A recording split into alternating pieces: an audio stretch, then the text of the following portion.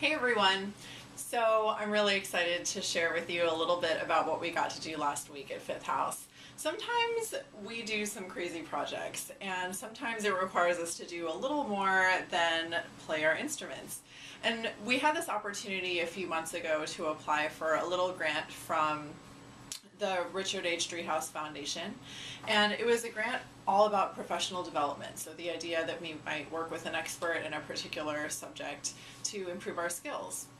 And we were talking about this, and there were so many different things that we could think of, but one of the things that came out of our experience with the Weaver's Tales was we would love to have a little more experience in the acting department, because so much of what we do requires some public speaking, it requires really great stage presence, and also requires us to be able to move and convey things dramatically with our bodies as we're doing some light blocking and staging and things like that. So we thought it might be really great to work with one of the directors who worked with us on the Weaver's Tales on this project. So we had the pleasure of being able to work with Bob Quinlan in the first of 3 acting workshops that he is giving for us this season.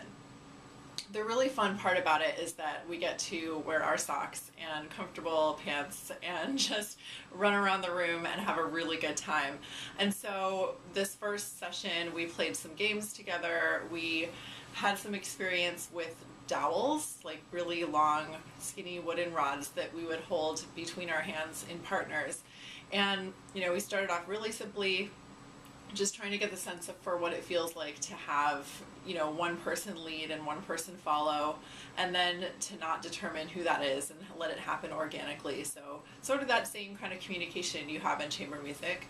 And then we started to experiment with moving more around the room with this dowel between us and being aware not only of each other but of all of the other partners that are going on in this space.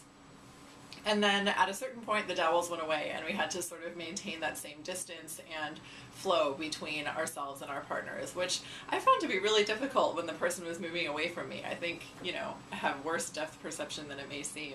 Who knows?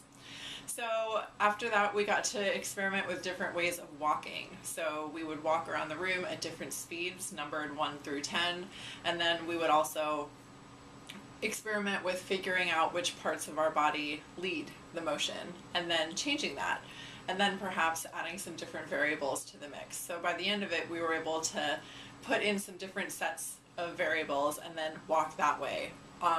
One of the other really interesting things was that towards the end of that activity we had to, out of 10 people, find 5 people to be sort of close to the ground and 5 people to be up on their feet at all times. So you'd have to sort of be aware of your surroundings and be able to see whether or not the majority of people were up or down and adjust yourself accordingly. And it's really interesting. I mean, people's personalities definitely came out. You definitely saw who was more of a leader and who was more of a follower, and all of these different pushes and pulls within your own psyche. You see somebody else drop to the floor and you think, okay, well maybe I should stay up, or maybe I should drop to the floor too. You have all of these different thoughts in your own mind about whether or not you need to be part of the group or do your own thing. And it definitely was, for the director, he said it was really interesting doing these activities with the chamber music group that's already really used to being in tune with one another, but this is just a completely different format for expressing that. So it was really fun for us to get to work on that, and we're also working with Bob on our next installment of In Transit, which is happening next Thursday and Friday, and we're really excited to be able to bring that out. It's a story all about a young girl whose life is transformed through the study of music, and we're really excited to be able to tell that story, not just of how she may have come out of some difficult circumstances through her study, but also how it changes the way she looks at the world and her relationships.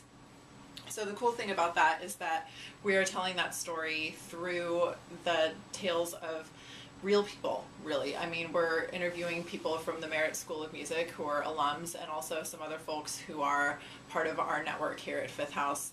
And it's really great to just see all of the different ways in which studying music can change a person's life in many, many different ways. So we've sort of created a character out of all of those stories that have been told to us, and we're delighted to be able to share it next week.